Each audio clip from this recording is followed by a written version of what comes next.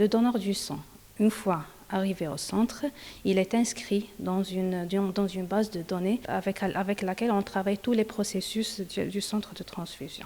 Alors, une fois inscrit, il passe par la consultation médicale. Alors, c'est au niveau de la consultation médicale qu'on peut déterminer est-ce que ce donneur peut donner son sang ou non. Donc, normalement, si le don du sang peut présenter un danger pour le malade ou pour le donneur, alors ce donneur sera exclu. Parce qu'il y a des maladies que le donneur peut porter et qui peuvent être nocifs pour le malade qui va recevoir son sang. Il y a des maladies qui peuvent présenter un danger pour le donneur si jamais le donneur a donné son sang. Alors, après la consultation médicale, alors le donneur passe à la salle de prélèvement. C'est là où on prélève le sang. Alors, c'est là, au niveau de la salle de prélèvement, on prélève à peu près 450 millilitres du sang. Ça représente à peu près 7% du sang présent dans notre cas.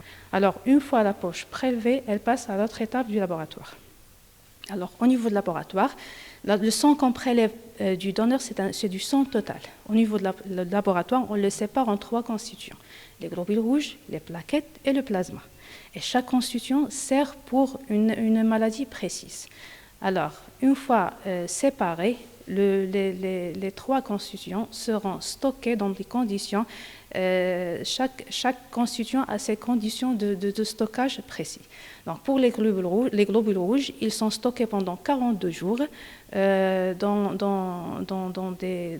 une température entre 4 et 6 degrés. Les plaquettes, 5 jours dans une température ambiante ou une température variant entre 20 et 24 degrés. Et le plasma dans une température entre moins 30 et moins 40 degrés pendant une année. Les 2 tubes prélevés du donneur sont acheminés vers le laboratoire de sérologie. Là, on cherche les virus de l'hépatite B, l'hépatite C, sida et la bactérie du syphilis. Le deuxième groupe sert pour faire le groupage, pour préciser le groupage du sang du donneur. Alors, sur quoi il faut insister, c'est que, comme j'ai dit avant, c'est que les plaquettes, ils durent 5 jours. Et c'est là où il y a le problème. Parce que normalement, on ne peut pas arrêter la collecte du sang pendant une longue période. Sinon, on ne trouvera pas des plaquettes pour livrer aux malades. Alors, une fois le sang il est stocké, il est en attente de demandes qui viennent des cliniques ou des hôpitaux. Alors, chaque demande pour un malade vient avec un tube pour faire le groupage du malade.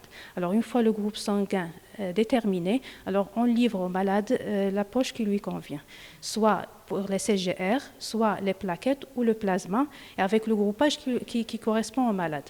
Alors, c'est en fonction de la demande du médecin traitant. Ce qu'il faut noter aussi, c'est que la livraison des poches de sang se fait à travers des coursiers. Ça veut dire, pourquoi les coursiers? Parce que normalement, le transport de la poche du sang doit être fait dans des conditions précises. Et ces gens, ils sont déjà formés sur la manière ou sur les normes de transport des produits sanguins. Il y a aussi d'autres produits qui sont produits par le centre de transfusion, c'est les produits sanguins stables. Alors, ces produits sanguins stables sont des sortes de médicaments qui sont issus du plasma.